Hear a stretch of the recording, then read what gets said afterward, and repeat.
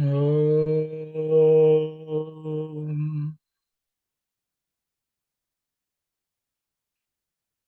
Om.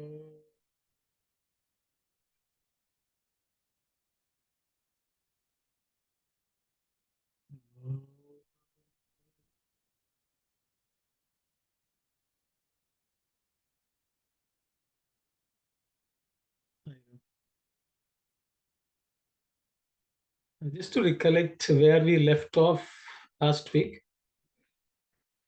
I think we had a very engaging discussion about Jivatma and Paramatma, I think, what their relationship and how are we to understand it. And I guess that was the discussion. The nature of Jivatma, Paramatma, are they the same? What is same? We are divine, and so on. So maybe I will just, why don't we read the passage which gave rise to that discussion, and then maybe continue with that discussion, because I don't think it was uh, wrapped up. Sarah.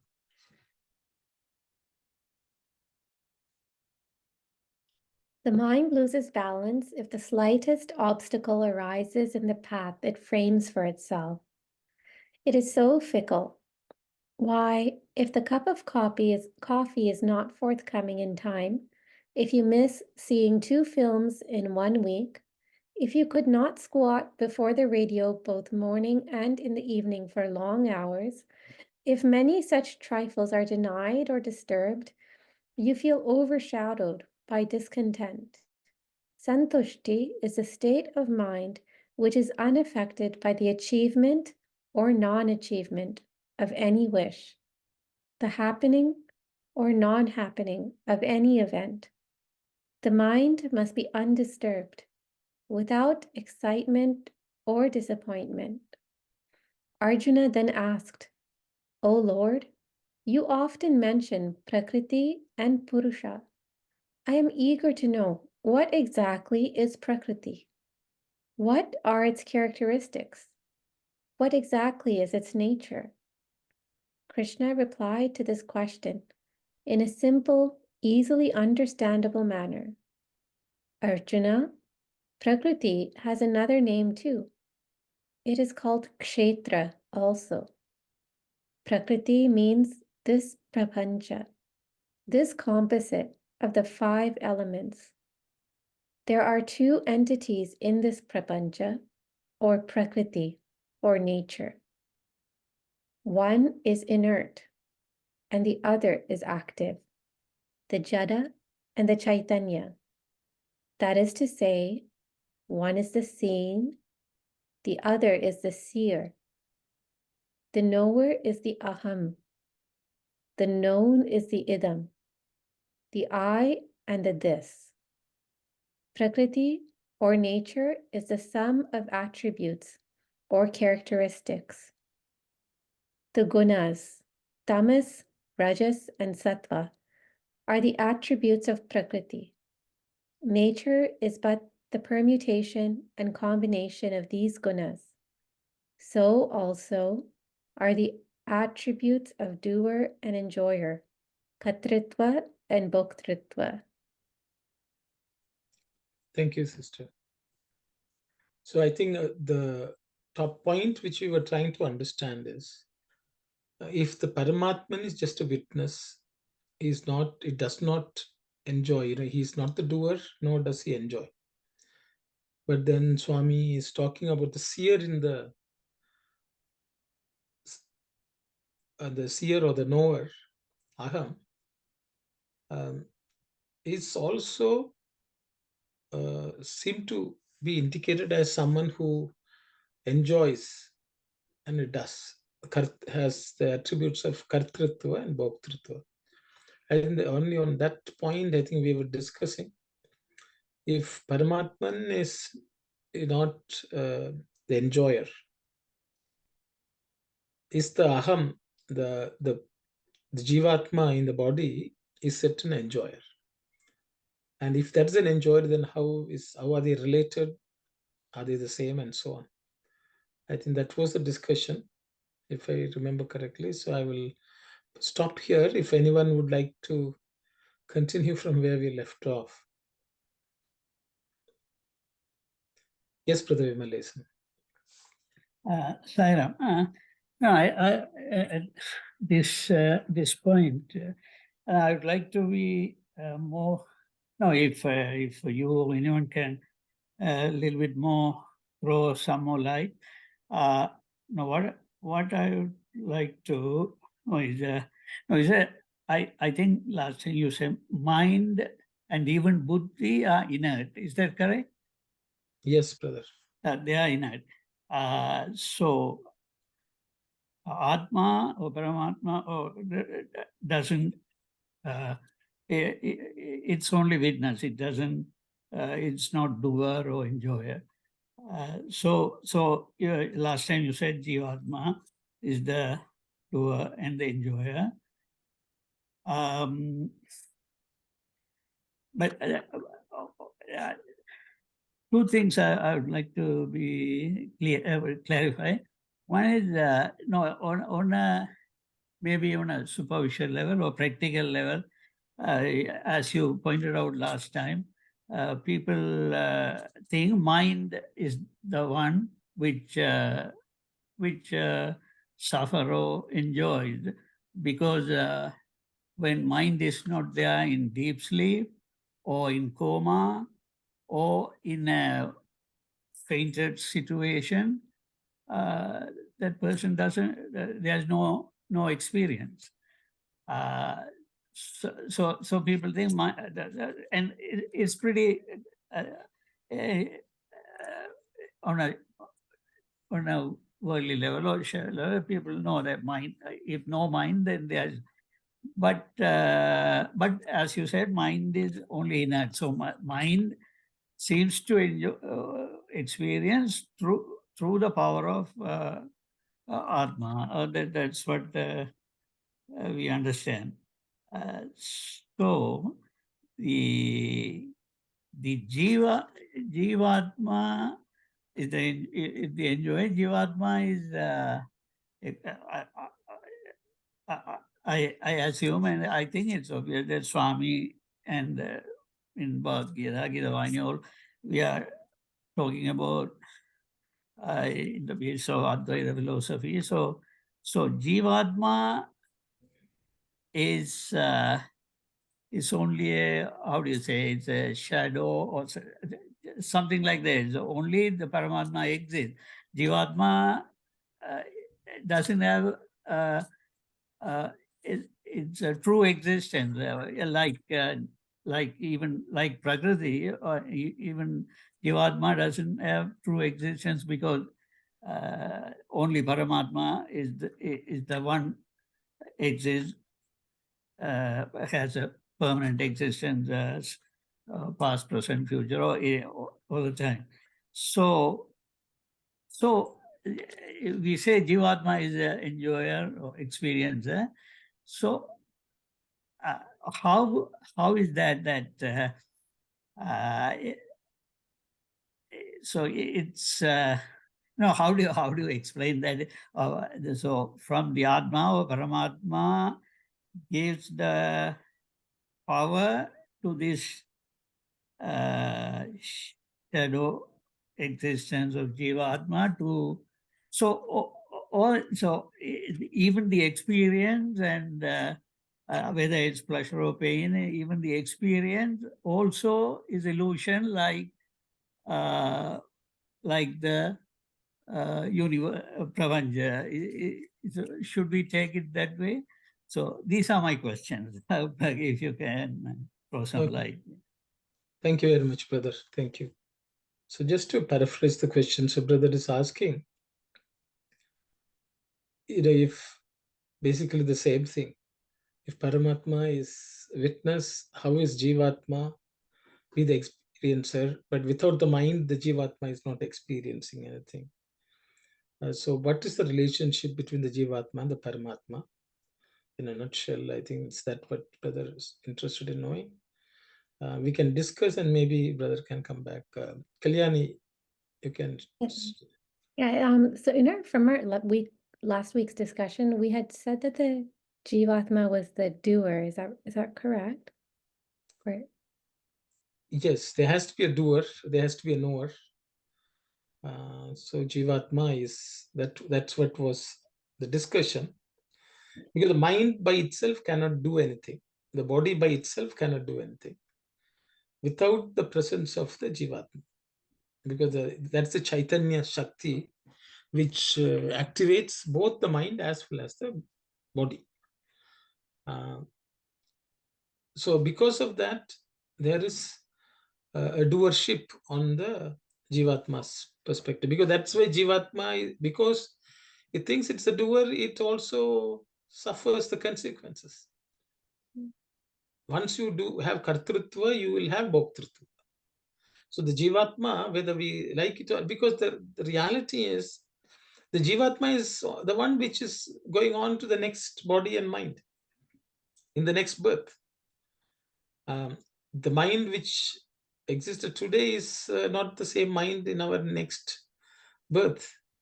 So it is the Jivatma which is undergoing all this.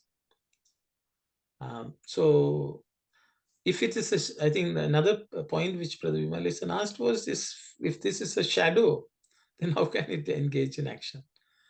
Because certain analogies like shadow, reflection, can sometimes may not be, that analogy also breaks down at some point. But yes, Jivatma is the one who experiences the pain and pleasure because of the mind, yes. Because of with the instrument of the mind, the Jivatma enjoys. And with the mind and the body, the Jivatma does things. Because the inert objects will not perform action without the Jivatma's presence. So that those were some of the points which were discussed. And would you be able to reconcile that with also what we learned in Prashnottara Vahini, where Swami saying the one who calls himself I, he's never the karta or the bhokta, because when he does anything, he changes something, and so that changes him. So the one who calls himself I, he can never be the karta or the bhokta. So yeah, that seems different, I guess, than what we were discussing. Yeah, I see. So I think the question is the Jivatma the I? Mhm. So the I principle, is it, if that is not the doer, how come the Jivatma is a doer? I think that's a question you're asking. Mhm. So I will pose the question if others have anything to share. Yes, Brother Tasan. Yes, Sairam, brother. So whatever we learned in the past, two birds. So both, because I'm not going to go through everything because time consume and everything. And when most of the people knows the stories or two birds, but Swami is saying both are same. One is the witness, other one is enjoying, but you have to think both are same. And Swami also mentioned, I'm God, you God, oneness. But I realize, but you are not realizing because of your Maya and the ego. Once you come out from the Maya and the Maya, then you can understand. That's what we have to do so many sadhanas because we are ignorant. So so in the dark, when the sunlight comes, it disappears. Same thing. We are in the ignorant. So we need to get jnana from the blessing of the Lord. So that time, ajnana will go out, release, then you can enjoy or you can merge within your own Atma. So my point is, if you say Prakriti, Jivatma, Atma, Paramatma, all same. The reason is, if we take the ocean, if we take a drop of the water, there is no different taste. If we take one sugar of the bag, and if we take one tiny piece of the sugar, there's the same taste and same thing. There's no difference. So that we know our Atma is unborn, deathless, beginningless, endless, changeless, and consciousness and bliss. and greatest to the greatest. Same thing for the Lord too. So when we can merge, mean we have to get the quality of the Lord. That time we merge. Fire will merge with the fire, air with merge with the air. So all the three gunas are belong to the our body. But we have to think about, if we take the current, if we are looking at all the electrical instruments, but we don't look at that inside, which one is performing everything, the current. Same thing, our body is inert, but what is behind that Atma or Jivatma giving that energy? But we that's up to you how you're going to use that one. If you use that one outwardly, you are going to go through all the problems. Mind is the one going to go through the problems. Mind is using the five instrument to achieve the target. Knowledge and the mind is the one go through the pain and the pleasure. That is my thing, brother. Okay, we'll leave it for other people to talk. I don't want to take much time here. Sairam, brother. Okay, thank you very much, brother. I don't know, just a couple of questions. You can think about it when others are speaking. See, if Paramatman and Jivatma all same, and then you mentioned the Jivatma, which is ourselves, if that's so, has ignorance, and because of that, it does not know. So you sort of agreeing that the Jivatma lacks knowledge, jnana, whereas Paramatma has knowledge. No, So, sorry, brother. Jivatma, I didn't so say that doesn't lack of knowledge. Our mind has a lack of knowledge. Jivatma is a witness. It has, I'm saying there's no difference between that Paramatma and Jivatma. The lack of knowledge is the mind. Because so if you take the bulbs, some are bright, some are low, because all depend on that brightness of the light and the power of the light, not the current, same current. Because if you take, brother, you are very good in all the spiritual side. I am low because how I learn and everything. So, but inside is same. I think you are suffering from some ignorance, brother. Yes, Illusion, exact. illusion that I am more knowledgeable. No, what I'm saying, No, no. it's okay. But Atma is same, but how you if you take the bulb, some are 60 watt, some are 100 watts, some are 200 watts. That how you develop your skill. Okay, thank you, thank you. So, brother Yoga Kumaran. So, Sairam, if you take one piece of white sheet with a black marker, black pen, you press small circles. Inside the circles, they have the white sheet, same paper, thinking, oh, I am different because of the mind of the black circle.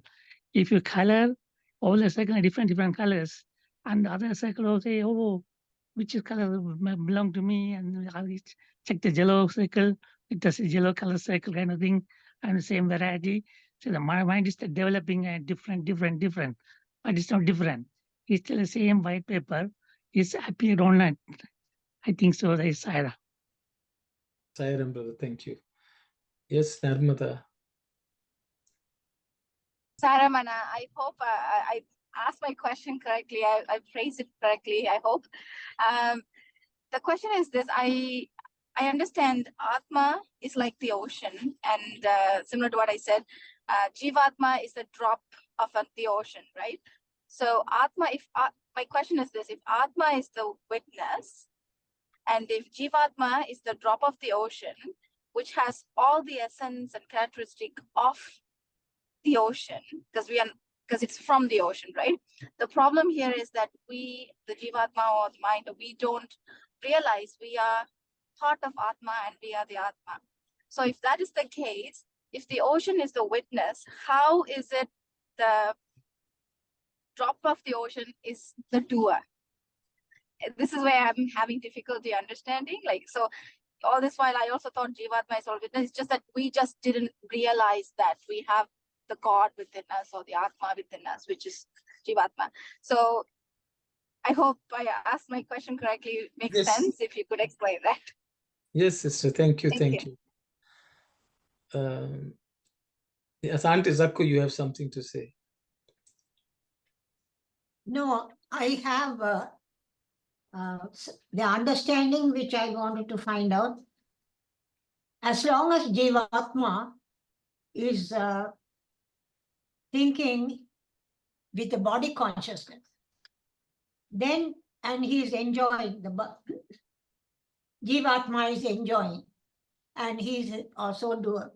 But the moment he understands, I am not the body, I am the Atma, I am a speck of God, that is, then it transforms into Atma. Then Atma has to become all the good natures that the Lord has to merge with the Lord. In other words, the drop to go into the ocean, it has to become it has to have all the characteristics of the ocean to merge with ocean. This Thank is you. my understanding. Thank you very much, Auntie. Very nice. Thank you. Thank you. Thank you. Sister Aruna. Okay, Sairam Brother. As per what Swami has mentioned here, when we are born itself, we are coming into the nature. The nature is equal to Prakriti. So then, when we born, yes, we are a sparkle of divine, Paramatma's divine. But when you born to the Prakriti, that's a Jivatma, because it's covered with the gunas, all the gunas. So once you transcend, when you remove that gunas, the Jivatma become Paramatma to merge. So until that time, it's a Jivatma. So once it's realized, then it will merge with the Paramatma. So it's coded, kind of, the way we can think. Thank you, Saira. Thank you very much, sister. Thank you. Anyone else would like to share anything? So, Sairam, brother, I like the point one more thing. So there is no difference between the Jivatma and the Paramatma. The reason I'm saying, when you are doing something that is you have to go through the karma, because through the mind. So nothing do with Jivatma. Is last time I mentioned about the knife. When you burn the knife, when you touch the knife, it definitely is going to hurt you, because you can feel the heat. You cannot say knife is heated, fire is there. Fire is the one is there. But once you leave the fire, the knife is come back to the origin. If you take the gold, once we melt the gold, you can see the sign, and because of, you cannot say fire is the one brought that gold to brightness. Then if we put the wood, then when we burn the wood, then it's supposed to come brightness. So that nature is brightness. So same thing, whether that small sparkle came as within us, Atma, same quality, same thing, is a witness only. But it is covered with karma and all the Maya. So once we come out from that one, you will realize it will shine. It will shine. You have to burn that one. For that one, you need the grace of the Lord. That's what we are studying all this one. Thank you, brother. So, brother, you said we need grace of the Lord.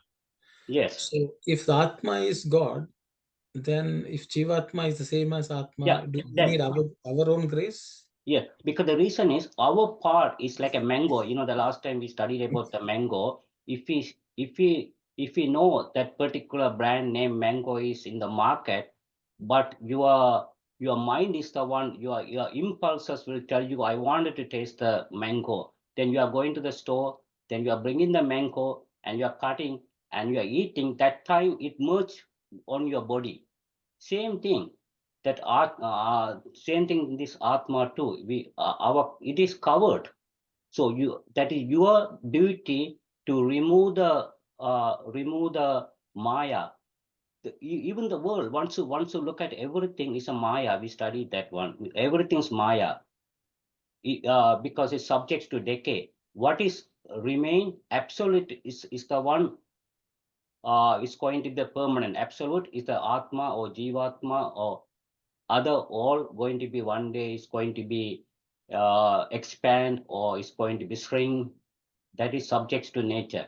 So this one is the one doesn't change. Our Atma, Jivatma doesn't change at all. That's not because our anything we are enjoying through the mind and the five senses. So, okay, thank you very much, brother. I don't know, all the people who asked questions, whether they still want some discussed or not. Sairam, I just couple of, for the, I think Kalyani mentioned, yeah, I do. So I think that's to differentiate only, we use the words small I and big I. So that difference there. So when the aham, when you say aham brahmasmi, I guess, like Swami said, when you say when the Mahavakya aham brahmasmi, I guess the aham denote Jivatma, I guess. So, but only one thing from what Dasan and Sister Aruna, I guess maybe we try to understand as much as possible, but maybe some points, as they mentioned, only they enlighten we may understand. So at this point, I don't know whether it's possible, but we are trying as much as possible. So if Brother Arno can throw some light, that might help. Sairam. Sairam, brother. So I think I'll just I will share my understanding if it works or not, and then we'll move on, because Swami is discussing this topic a little further in the other paragraphs also. See, in essence, we are the same. I think that was Narmada's question. The drop of water from the ocean also tastes the same thing. But the problem, what is the problem with the drop of water, is that it has separated itself from the ocean. The separation is the cause of all problems for a drop of water. Because as soon as it's separated, it has become a limited object or limited subject, or whichever it is. Also the small I, if another way to put it. So once that happens, that separation itself happens because of the intermingling with the Prakriti and not realizing. Okay, so then we can say, how did the Paramatma suddenly become drop of water? That's the Maya work of creation. That's always the Paramatma. From the ocean, there are drops of water coming out. When the drop of water come out, they feel separated. They feel that they are different. As soon as that difference has come, there's finiteness in the Jivatma. So the reality is, when we say Jivatma and Paramatma is same, no, the essence of Jivatma and the Paramatma is same. I think we run into the same challenges with when Swami says the essence of all religions are one. Swami never said all religions are the same. The essence is one. The goal is one. What they try to achieve is one. But they are different. External manifestation, they are all different. They have different practices, different things. So the thing is, we should not get mixed up with the essence and the external details. If we say the external details are same, that is untruth, in the sense things look different. So every drop which comes out of the ocean is also different. But we should understand the essence is the same. So then essence is the same, but there's some finiteness, limitation. How do we get over that? The path to do that is realizing that we are not the body, we are not the mind. As soon as you realize that you are the Atman, we come back to the I principle. Aham, not ahamkara. Ahankara is ego. Aham is identifying myself as I, a spark of a fraction of the Paramatma. Once that is done, then we'll be able to bring out all qualities of that Paramatma. And then we become deserving and qualified to merge with the Paramatma. So that process of removing our identification with the body and the mind makes us one with the Paramatman and also brings out the exact qualities of Paramatman, which is the witness consciousness. So as soon as we remove ourselves from the body and the mind, and Brother Vimalesan gave the concept of when you are in coma, when the body or the Atman is also cut off from the mind functioning, which is same in our deep sleep also. So the thing is, the Jivatman, because it has gotten mixed up with the Prakriti, because as part of creation, it has forgotten that it is not of the Prakriti, but a part of the Purusha in terms of essence. Once that realization comes, we go. So the thing is, Jivatma is either Karta or Bhokta, because Jivatma identifies with the mind. It takes on the experience of the mind, but the problem is the mind by itself does not suffer pain. But the Jivatma, which identifies with the body, the mind will suffer pain. Left to themselves, if a dead body is there, you cut it, the body doesn't suffer. But if a person attached to the body and also feels emotionally connected to the body, of course the pain will be felt, and also we may suffer thinking about it also. So the Jivatma which identifies with the mind and the body will become a Karta and a Bhokta. And that is why it is called Jivatma. But once the Jivatma goes through the process of shedding identification with the body, giving up the identification with the mind, and realizes that it is separate, only then it will be able to identify its own divine nature. It will be able to evince divine nature. And at that point in time, it has almost become like the ocean, and it can merge. This is in my understanding. I think some of the Swami has touched upon in the, we have discussed this in Sadhya Nivarani and so on also. So that's my understanding. So I will stop here. If there are any questions from whatever has been discussed and shared, we can discuss. Otherwise, we will continue because Swami is dealing with the same subject. Yes, Aunty Saku. Yes, Sairam. So when you realize that you are not the body, you are a speck of Paramatma. And Bhagawan in the Dhyana Vahini is saying you have to go within and meditate on your aham, that is the big I, right? Yes, Aunty. So that is the Dhyana Vahini says, first you start with the form and eventually you will start meditating in the I form and the aham, because aham brahmasi, aham and brahman are same. So then you have to realize that that is the meditation for stage, right? Yes, Aunty. Okay, thank you. Thank you, Aunty. Thank you. Yes, Uh, Kalyan. So Uncle, so Swami saying that here we talked about last time how the Purusha is just when there's only one, so there's no two, and that's why all this Jada, Chaitanya, the seer and the seen, it's all within Prakriti. So does that mean, so Jivatma is also within Prakriti? Yes, it is caught up in the Prakriti. So the thing is, Prakriti is the vesture of Paramatma himself. But the Paramatman is not affected by the way the Jivatma is affected. Because Prakriti is part of Purusha, other side of Purusha. But the Paramatma stands as Purusha. He understands what is Purusha, what is Prakriti. He has the knowledge, if you want to put it that way.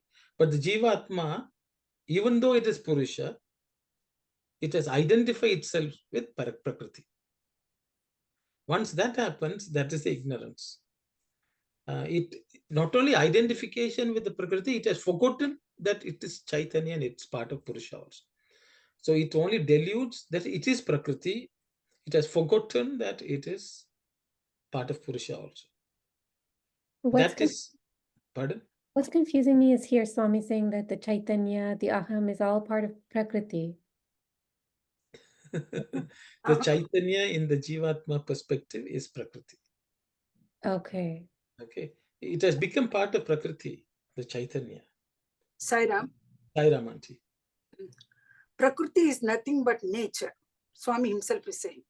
When nature is there, when creation takes place, all the manifestation of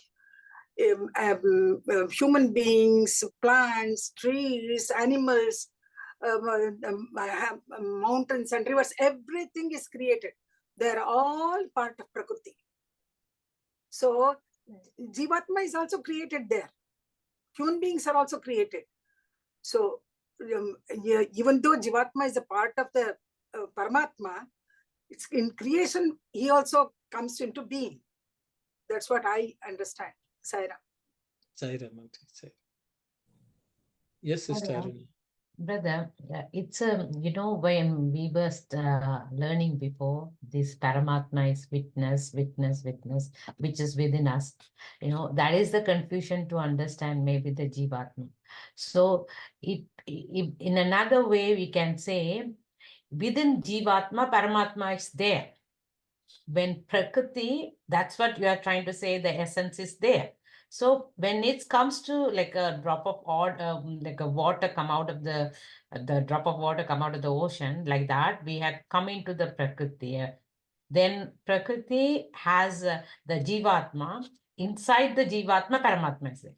So now Jivatma is covered with these gunas. They have to, we learned how to identify ourselves and things and remove all these gunas, which is the Prakriti's attribute. Then you will see the Paramatma within. That's the one part everybody will say, Atma is witnessing within us.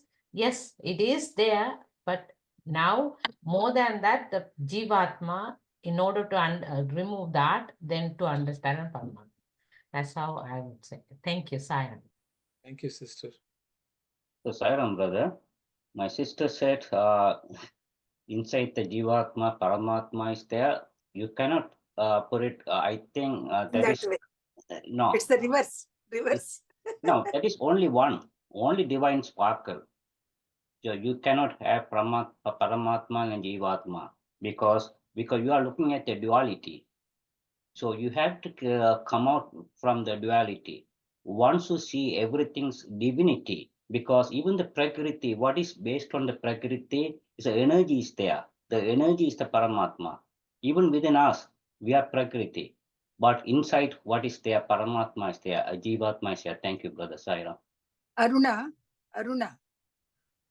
do you find ocean? Do you find ocean in the drop of water, or the drop of water is in the ocean?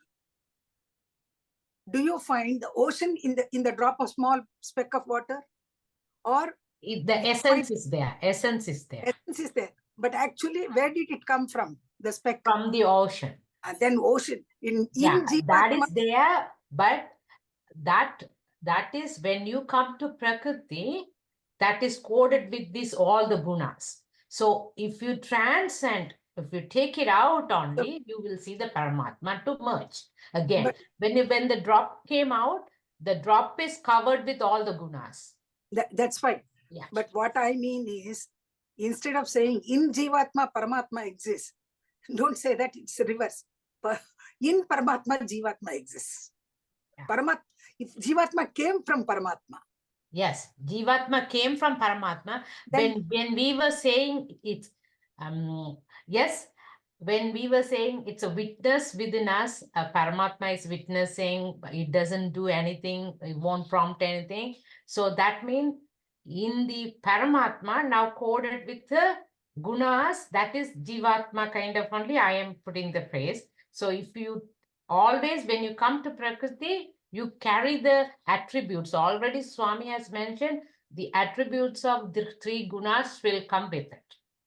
So if you remove all those gunas only, this rajas, everything, then you will identify the Paramatma inside to merge with the ocean, the Paramatma. Jivatma is the reflection of the Paramatma in the mind of a human being. When it reflects, that's called reflected consciousness, or you call it Chidabhasa. It's only the reflection, not the shadow. Brother was saying some shadow.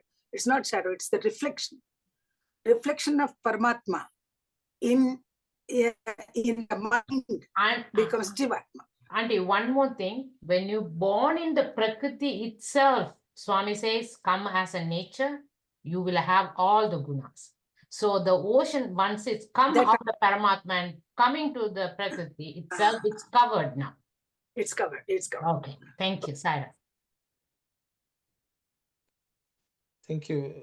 I think, Auntie, I think Sister Aruna, though she may have not read Prashnottara, Swami is removing each kosha, removes the Annamaya kosha, because they are the sheath in which the Jivatma is encased.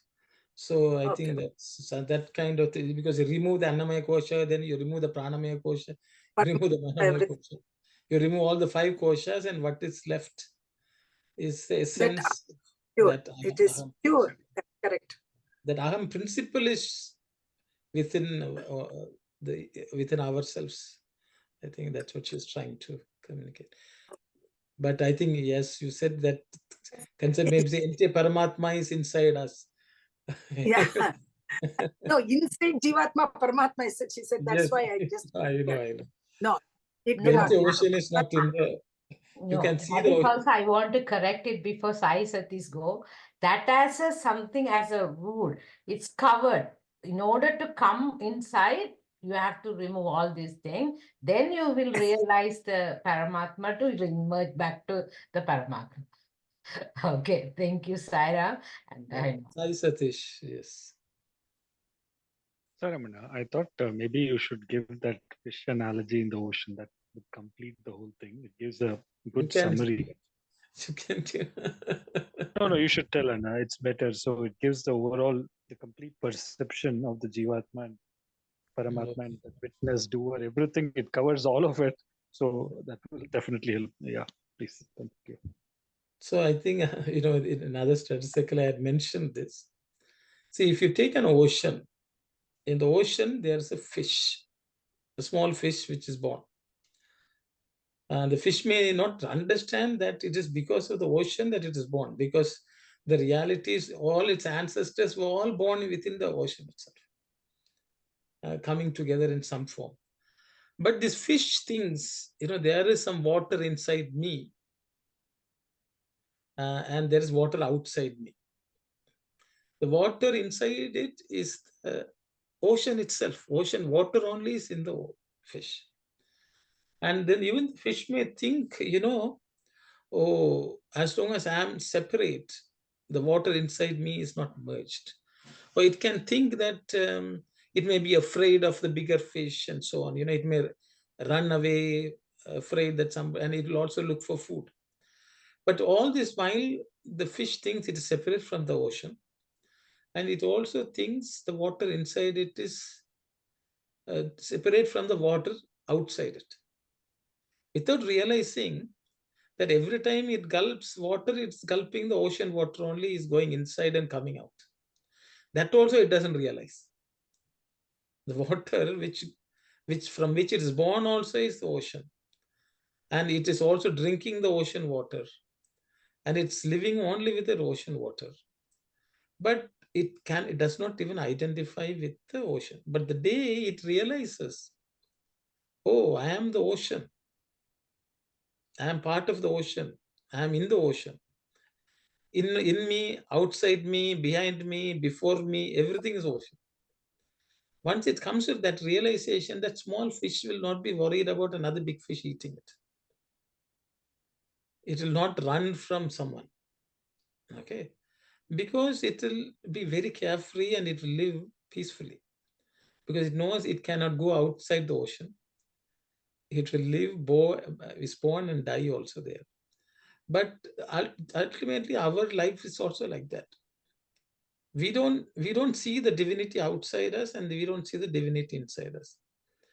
The prana which keeps us alive is entering our nose every minute as we take breath. Even the life which is inside us actually is coming from outside. And if it does not come from outside, then we're dead. See, if we take one breath and keep that breath and we can live forever, we don't need to breathe again. So the life itself actually is coming from outside, which itself is a phenomenon which we don't understand. So the reality of ourselves is just that. Once we have that understanding that we are breathing God, through God we are living. If we die also, we'll be part of this. Once that understanding comes, certain types of fear of survival, all that goes away, and then life is all joy. We don't identify with anything, but ultimately that is our lot. The thing is, even before we realize that we are within the ocean, even after we realize also we are in the ocean, because whether the fish will stop identifying with its external form, it will identify itself as ocean. And as far as ocean is concerned, ocean does not treat the fish as separate from itself. It is part of it, it's within it. But it's only the fish which thinks it is separate. Ocean doesn't worry about it at all. Ocean doesn't worry if the fish dies or fish is alive. It doesn't matter to the ocean, because the ocean doesn't change. It is full, complete, perfect. So that was some analogy I had given. So I think that's what Sai Satish wanted to share. So when we walk out next time, we should feel the divinity outside, divinity within us. When we breathe in, we are breathing Soham.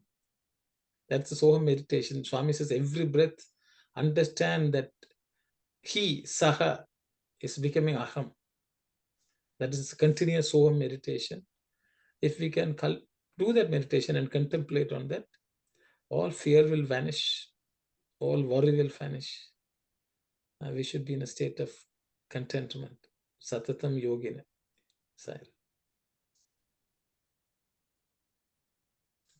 Auntie Saku. Yeah. My question is, I don't know. We know that when we are born, we come with vasana and prarabdham.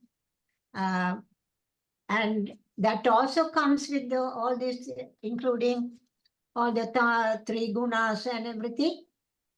When a human born, any being is being born, it will have its vasanas and prarabdhams, right? From the previous birth. We have and we don't have, Auntie. Chapter 17, Geetha Vahini, Swami is talking about Sadhya Mukti and Krama Mukti. Sadhya Mukti, instantly you will merge back in the ocean. All your vasanas will drop. At the time of the merging, it will drop. But when we are living in the Prakriti, all this we have to carry it, right? As soon as you realize you are the Atman, it all drops.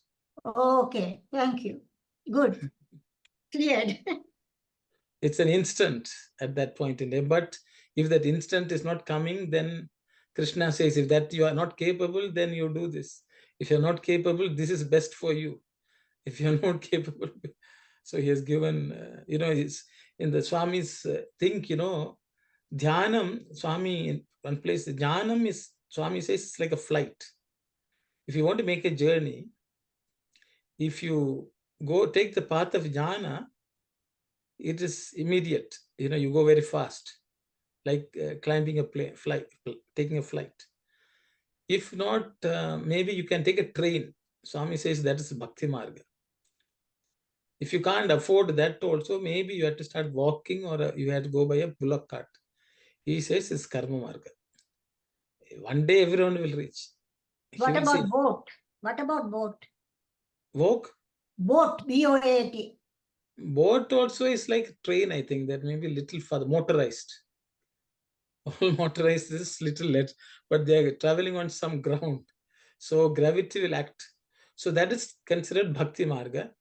If we can't afford the ticket, flight ticket, maybe we should take motorized road transport. If not, bullock cart or walk. But we will reach one day. It all depends affordability and our ability to do that. So, but everything will take. But the jnana is supposed to give sadhyomukti on the spot. But I don't know. But that also we have to earn money to buy that ticket. I know. Sayonara. I'm just giving analogies from Swami, but in the discourse. Yes, Kalyani. So, sorry. So from the point of view of the ocean, then everything is Purusha. And then from the point of view of the fish, then everything is Prakriti. Is that what Swami? Exactly. So from everything to Prakriti, we have to slowly become, no, we are little more than Prakriti. We are not part of Prakriti. We are above the gunas. I think that's the journey. From thinking all is Prakriti to all is Purusha. Yes. Very nicely. So Thank you for the fish analogy. It really gave a good picture. So we are swimming in the Brahman side. All Swami's analogy, auntie. Nothing original, don't worry. Yes, Kalyani, you're asking. So I think I think Auntie was mentioning that the Jivatma is the reflection of the consciousness on the Buddhi. So at the time of death, when the Buddhi is destroyed, like I'm just confused, what is it that's traveling from body to body? Because then it's like the fish, when the fish dies, the water just becomes one with the ocean. Like there's no like little packet of water that kind of goes on to another body. Okay. Anyone would like to comment on that? What is it that travels? I think Kalyani should understand that it's when we say body attachment or body, it's always doesn't refer only to the Annamaya Kosa. It also refers to the subtle body, which is mind, Manomaya Kosa, Pranamaya Kosa, etc. So when we die, only we shed the Annamaya Kosa. So still the bondage is there. So we have to. So what I think so. I mean, I say that what really experience or suffer is the subtle body, the mind, the Manomaya Kosa. And so we had to. So this worldly death doesn't mean the end of the game and we merge with Paramatma. We had to become, that's what Swami used to say, Amanaska, or without mind. So that's why all this sadhana, not just to everyone going to die, then there's no need for sadhana. So I guess that clears, I'm not sure otherwise. Okay, I think you reasonably covered, brother. Auntie Sakku, you have a question or answer? No, I forgot. Okay. Forget. Yes, Sai Satish. Saravana. So I'll attempt at this. So whether we take fish or we take a drop of the ocean, so like what earlier brother also was saying, we have the Annamaya, Pranamaya, Manomaya, Vijnanamaya, and Anandamaya. So at the time, the Jivatma has to carry forward the journey from this birth to another. Of course, the Annamaya and the Pranamaya drop, but the Manomaya stays because the sense of Ahankara stays, because the Aham has the Akara, and what we discussed is that threshold where the water inside still differentiates itself from the water outside. If it doesn't see any differentiation, then it gets mukti. But if it continues to see differentiation, that means. Don't hear much. Sorry. Can't hear you. Is it fine now? Oh, now Yes, clear, yes. now clear. Sai Satya. Okay, I thought I'm speaking to myself, so maybe You I'll are speak a little detaching more from Prakriti a lot. That's why. So yeah, I was just saying that as long as the water on the inside of the fish feels that it is different from the water outside of the fish, that means ahankaram exists. Aham has an akaram, and so it exists. And that means the jivatma exists. The jivatma meaning it is carrying forward. It has dropped the annamaya, it has dropped the pranamaya, but it is holding on to the manomaya, vijnanamaya, and anandamaya. Anandamaya is itself the jivatman, but it's holding on to the other two. So it's like that at that point, if we can become like that Nandi, which Swami says in the other discourse, it is just looking at Shiva all the time. So if the water on the inside just looks at the water on the outside, the mind is only filled with that, then the mind is also dropped. All of the koshas fall, and then the water inside and the water outside just become one. Till the time the water inside feels that it's different from the water outside, the fish will continue to become from one fish to another fish and keep swimming in that same ocean.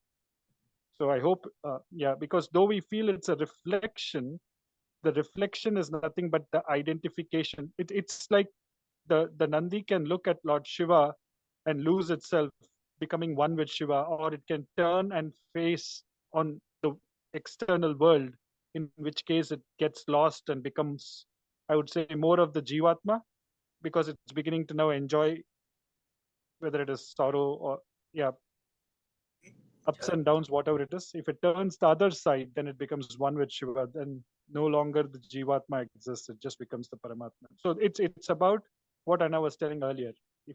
If that water inside plays the role of the witness, it becomes the Paramatman. The Jivatman becomes one with the Paramatman. But if it engages in activity, Karta and Bhokta, then it becomes the Jivatman. It keeps doing its activity.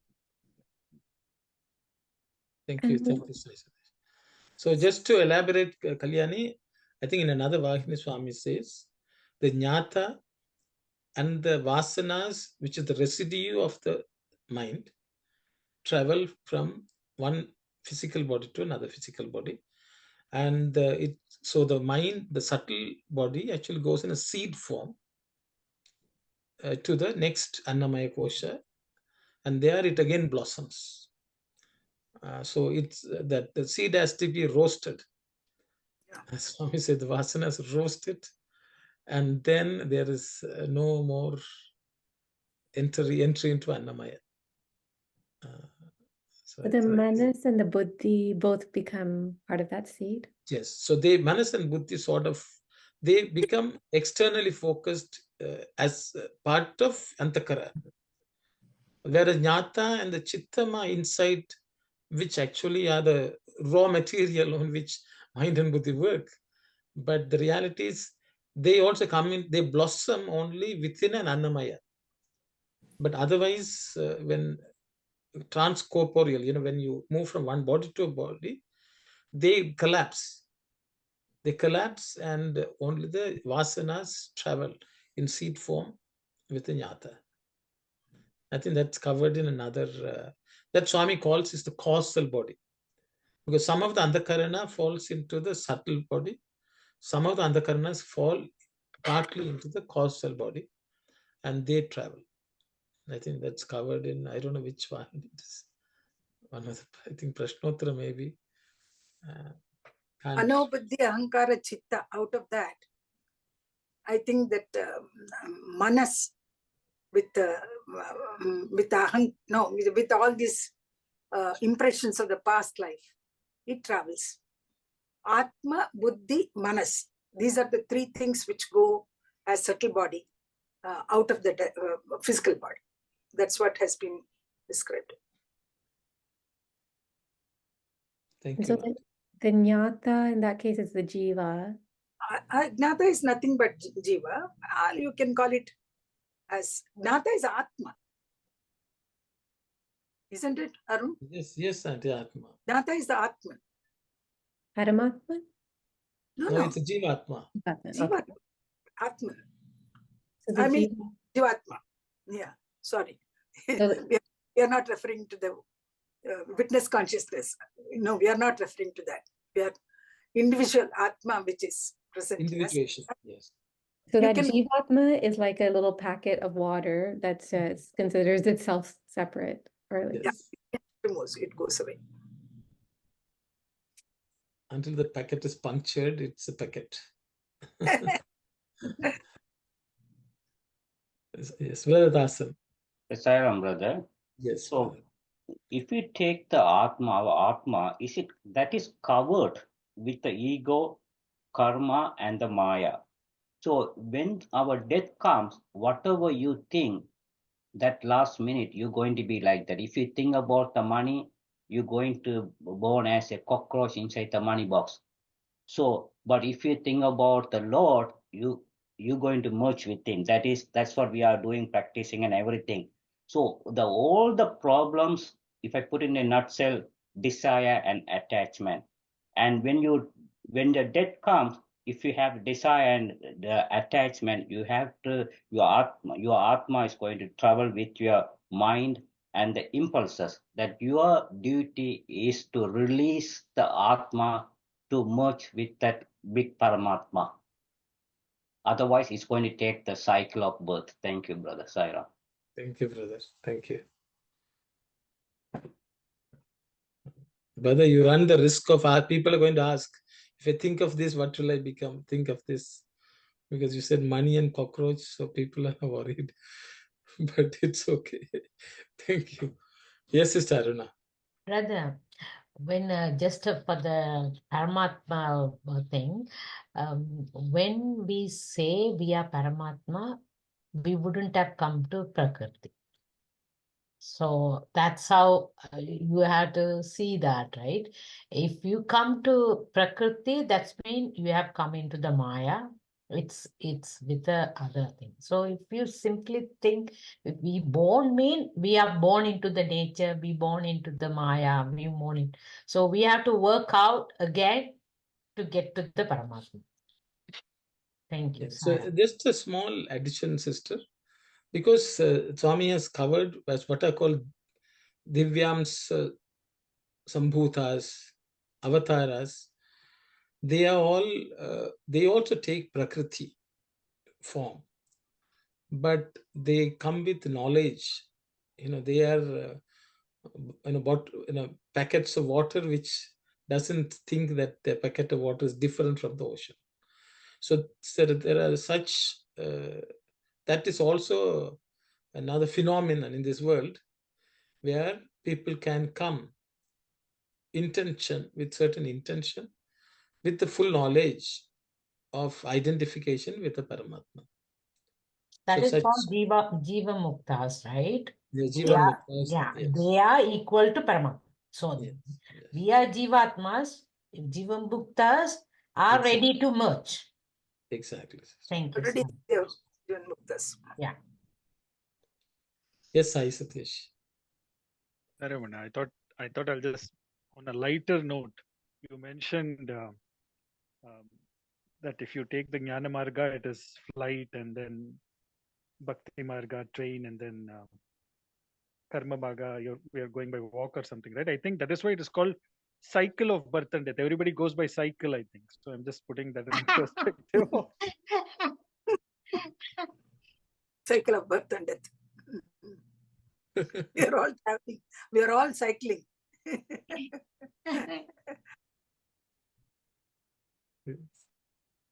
Does anyone have something to discuss or share? Otherwise, we can move on to the next set of slides. Swami is still dwelling on the same topic. Actually, Kshetra Yes, it's coming up. Yeah. Swami is coming about that. 13th chapter.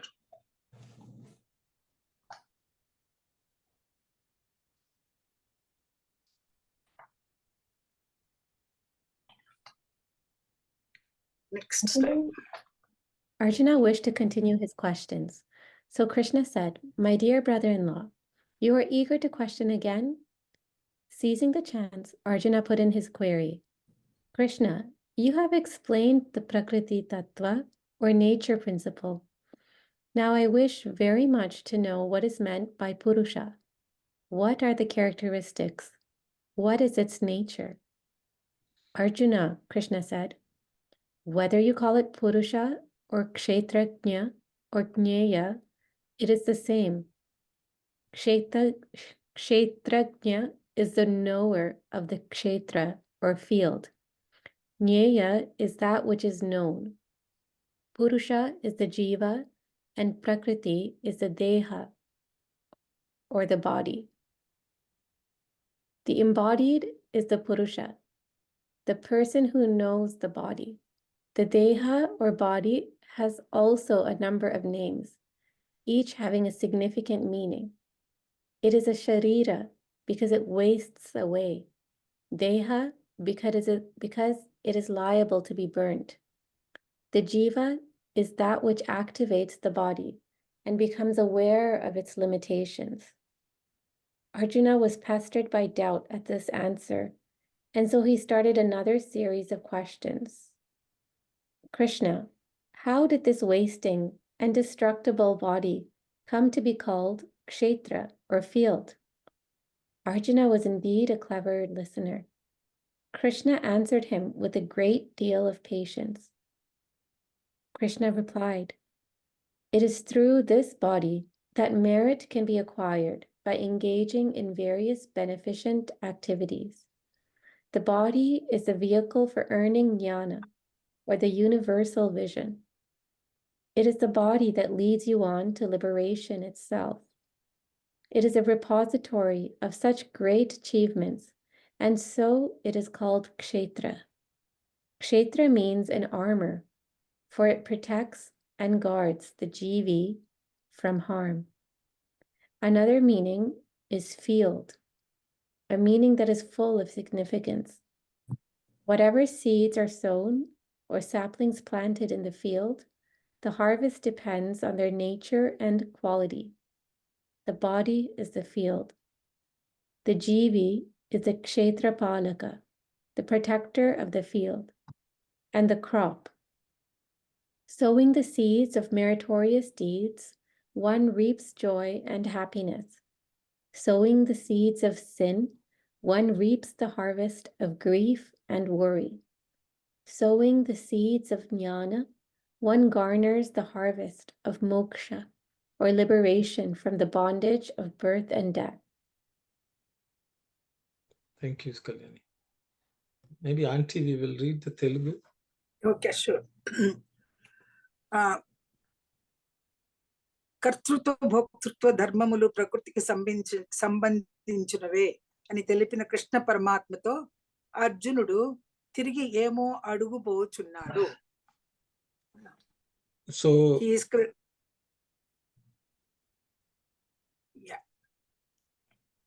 So when Krishna spoke about the Kartritva Bhoktritva, Arjuna felt like asking questions. Sarihand. Yeah, correct. అది పరమాత్ముడు గమనించి that was observed by the Paramatma. బాబా ఏమో మళ్ళీ ఏమిటో అడుగుటూకో ప్రయత్నించుచున్నావు. My brother-in-law, you are again trying to ask some questions. అని అనిన వెంటనే సమయము దొరికిందని తలచి అర్జునుడు, కృష్ణ, ప్రకృతి తత్వము తెలియ చెప్పిరి, ఇక పురుషుడన్న ఎవరో అతని స్వభావములు ఏవో తెలుపుడు అని ప్రార్థించెను. So Arjuna right away took the opportunity and asked him the question, Krishna, we have all talked about the Prakriti. I would like to know more about Purusha. అతని స్వభావంలో ఏమో, what is his characteristic? What is its characteristics? Please explain to me. That's characteristics of the Purusha. And such he prayed thus. So just Arjuna విను, పురుషుడన్నను క్షేత్రజ్ఞుడన్నను జ్ఞేయమన్నను ఒక్కటియే. So Krishna said, Arjuna, listen. Purusha or kshetrajna or jnaya, all these are one. పురుషుడనుగా జీవుడని ప్రకృతి అనగా దేహమని ఎరుగును. Purusha is Jiva, and the Kshetra, Prakriti, is the body. Body. పురుషుడు అనగా ఆ దేహమును తెలుసుకొనువాడు. So the Purusha is one who knows of the body. ఈ దేహమునకే అనేక నామములు కలవు. For this body, there are many names. జీర్ణమయ్యి శిథిలమయ్యేది కనుక శరీరమనియు. That which wears away and it's deteriorates, that is called Sharira. దహింపబడది కనుక దేహమనియు అందురు. That which will become burnt, because of that it's called Deha. ఇందులో చైతన్య స్వరూపుడై దాని స్థితిని సంపూర్ణముగా తెలుసుకున్న వానిని జీవుడని కూడా అందురు. So within this, the Chaitanya or the sentient being, the form of sentience or consciousness, which is there, that which understands everything completely, that is called Jiva. జీవ. గోపాలుడు వచించారు. అందులకు సందేహము పొడనూపి కృష్ణ, అట్టి జీర్ణమయ్యే శరీరమునకు దహించిపోయే ఈ దేహమునకు క్షేత్రమని పేరు ఎట్లు వచ్చినది? So once he heard this, Arjuna got a doubt and asked Krishna, if this wasting away body, shariram, or which can also be burnt, why this for this body the name Kshetra came? బావ అర్జున, ఈ దేహము ద్వారానే అనేక పుణ్యములు సంపాదించి జ్ఞానమును పొంది మోక్షమును పొందుదురు కదా. So my brother-in-law Arjuna, through this body only many merits are accomplished, and the wealth of jnana is also obtained, and moksha is all as a result obtained, gained. Don't అట్టి భగవద్ విభూతులు నెలకొన్న చోటు కనుక ఇది క్షేత్రమని పిలువబడును. Oh, I see. Because it has the blessings of the Bhagavan, or the Bhagavad Vibhutal means, I think, blessings that which are obtained. This is the place where it is obtained. Because of that, it is called Kshetra. Auntie, my translation is okay? Yeah, correct. Yeah, Bhagavad Vibhutulu, can it be translated as grace of the Lord? Grace, yes. Blessings, grace. నెలకొన్న చోటు కనుక ఇది క్షేత్రమని పిలువబడు. క్షేత్రమన్న కవచము వలె జీవుణ్ణి కాపాడేదని మరొక అర్థం. Kshetra also has another meaning. That is, it is the armor which protects the jiva. భూమి అని మరొక అర్థం.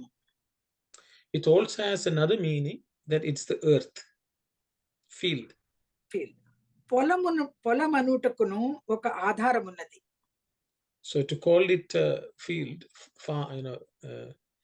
where you do farming, and that's also, for that also there is some support. పొలమున ఏ విత్తనములు చల్లుదుమో నాటుదుమో అదే పంటను మానవులు తీసుకొందురు.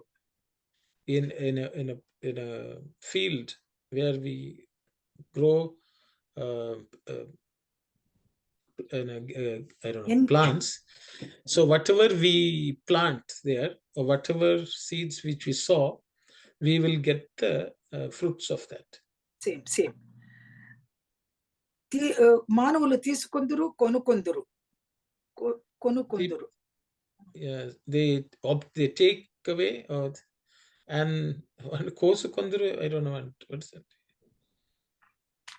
కోసుకొందురు, తీసుకొందురు, కోసుకొందురు. Let's check. Cutting. Oh, so they harvest. Okay. They harvest that and they take away. So శరీరం క్షేత్రం. The body is the kshetra. క్షేత్ర పాలకుడు జీవుడు. The one who protects or looks after the kshetra is Jiva. పుణ్య బీజములను చల్లి సుఖ సంతోషములను పంటను పండించుకొనును. By sowing the planting the seeds of punya, merit, sukha and santosha, happiness and contentment are harvested. పాప బీజములను చల్లి దుఃఖము అశాంతి అను పంటను పొందుచున్నారు. So by planting the seeds of sin, the harvest or crop of sorrow and peacelessness are obtained. జ్ఞాన విత్తనములు నాటి మోక్షమును ఫలమును పొందుచున్నారు. Planting the seeds of jnana, moksha, or the liberation, is the fruit which is obtained. That's all I think. That's there she stops. Okay. So we'll stop here. If I'll open it up for anyone to discuss. Swami has introduced the concept of kshetra and kshetrajna, which is again Prakriti and Purusha. And Arjuna is asking about Purusha. And of course, Swami has just started talking about Purusha, but not fully covered, I guess. But anyway, we can discuss whatever Swami has said here. Saira. In Tamil, what do you say for polamu? Polam means field. Farmer's field. What do you say for in Tamil? Polam? Polam, do you call polam? We don't say pulam. Pulam illa polam. Polam. Polam. In Kannada we say pola. In Telugu polamu. Like, I don't. Kshetra is polamu. Nilam, pulam, they will say auntie. Nilam, correct. Nilam and pulam also we say. Okay. Pulam. I think polam in Telugu, Yes, in Tamil will say nilam pulam. Nilam means land.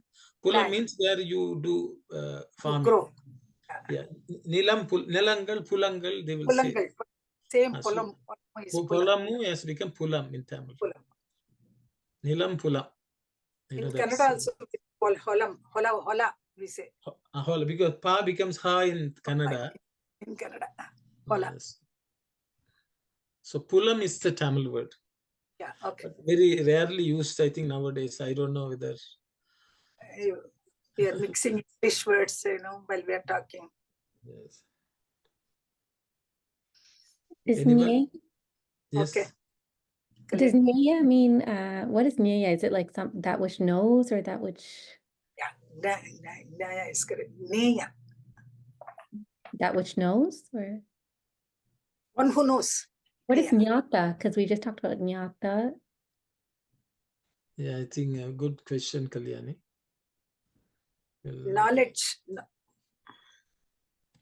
The one who knows the knowledge is Jnata. But so the Nyaya would be the knowledge itself. Wait. See, Nyaya. This says knower. Nyaya is that what is to be known. To be known. What is to be known. What is to be investigated, type of thing. That which is to be known is Nyaya. That seems opposite. Pardon? Because Swami is saying Purusha is a Nyaya. Yeah, because Purusha is the one of whom we have come to know. We only know about the field. We don't know about the Purusha. That which is worthy of being known is Nyaya. But that which one has to know. So the thing is, Swami would say, once the thing which has to be studied and known is the Lord. Once you know of the Lord, then everything. I think from that sense, Swami has used the word Nyaya. Because the problem with Kshetrajna is he only knows about Kshetra. We all know about the field, the Prakriti, but we all don't know who we are. But Sairam. Yes, Auntie. In Triputi, these three words come. Gnatru, Gnata Yes. and Neya, Gnana. Gnana. Gnata is the one who is trying to know. Neya is to be known. Whatever he gets is Gnana, the end product. So the Jnata through Jnana gets to know about Jnaya. Jnata through Gnata, Gneya, Gnana. Dhyana, Anand, that yeah, through, Prasad. Okay, sorry. yes. no, I was just going to say, Anand, Jnata through Jnaya gets Jnana, right? Is that because the Jnanam is what you get when you go through the Jnaya process, right? So Jnaya is that of which you should come to know. Yeah. What is to be known. What is to be known? So the thing is, the Jnana, see, the question comes, do we get, is the Jnana is nothing but a means to an end also. So Jnana is the one which tells the Jnata that he is one with Jnaya. I think that's the way I understand. That's why Swami has equated Purusha and Jnaya as one. So Anna, so will it be like Jnata is the Jivatma, Jnaya is the Paramatma, and through Jnanam you essence both? To know about. What connects both is Jnana.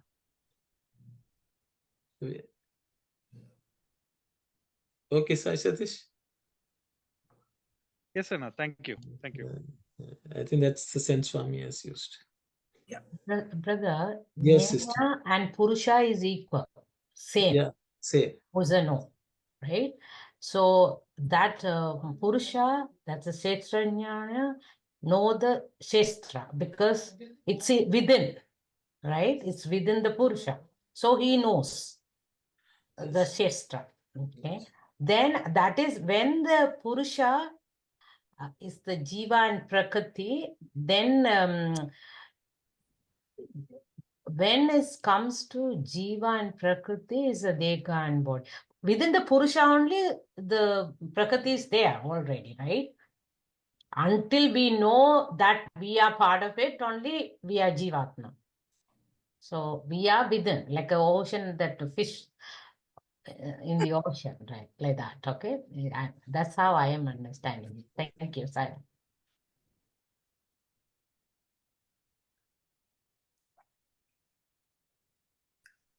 Anyone else would like to? Uncle, how come Swami is saying here that Purusha is Jiva? Yeah, actually, Jiva is a Purusha, but the problem is Jiva, though he is Purusha, doesn't realize that it is Purusha. Okay, Jiva is Purusha, but it is not yet realized that it's Purusha.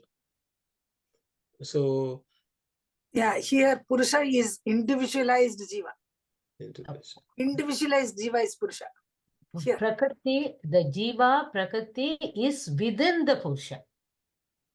So, the Purusha is a big picture, Prakriti and Jiva within it.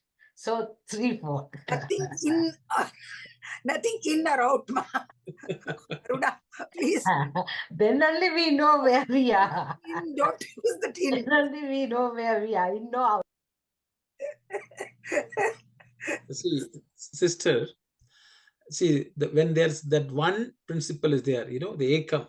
Yeah. The Advitiya is there, everything is within that. Yes.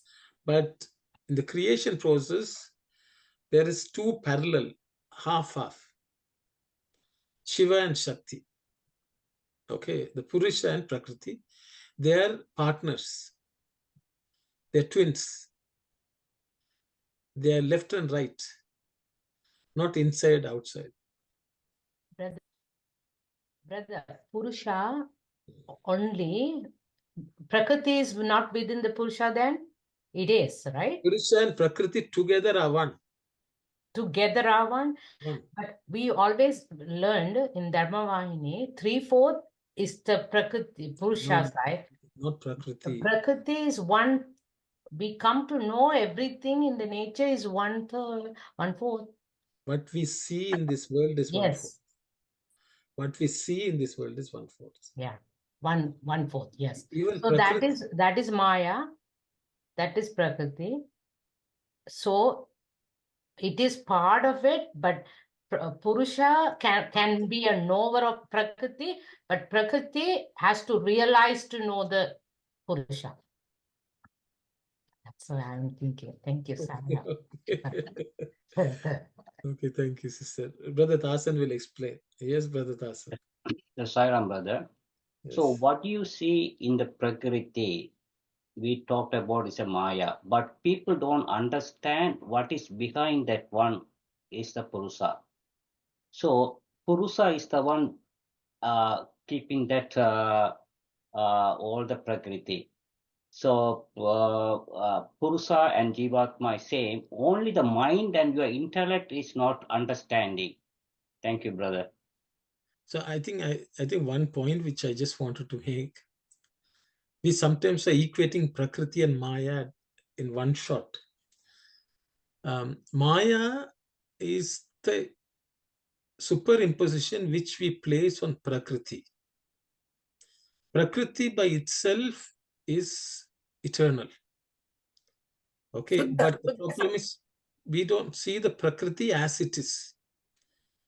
And the Prakriti, if it's rope, we don't see the rope as it is. We superimpose something which does not exist. See, that is the real problem with Maya.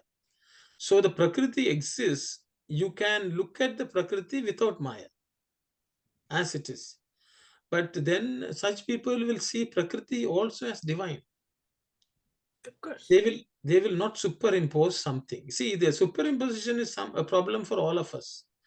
We will look at somebody and we'll say, oh, that person is so great.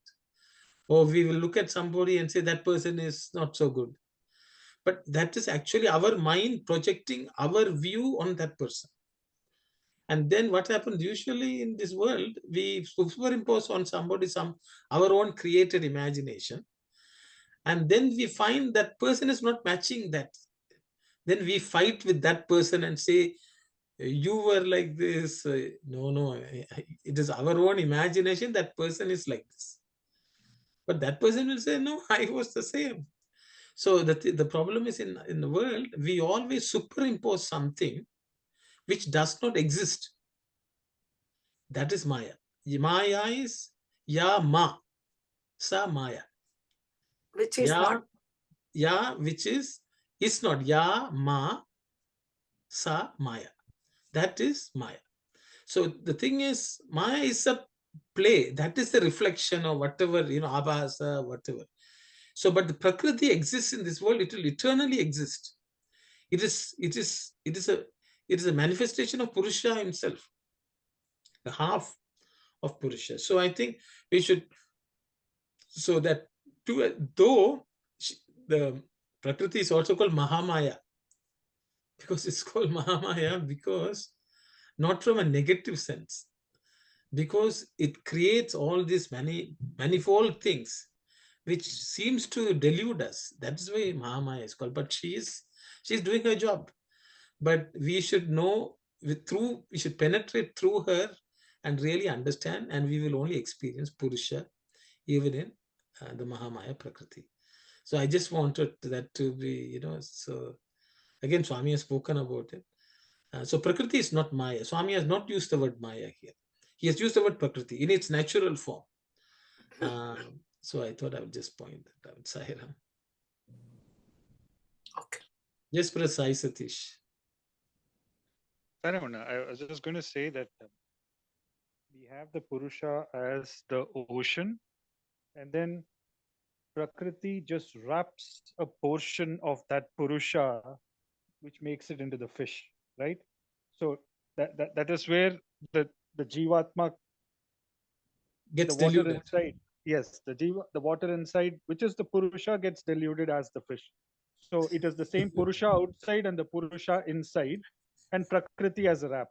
And of course, for ladies, they have a third Purushan also. That's another problem. But I'm just putting it as the first two pieces.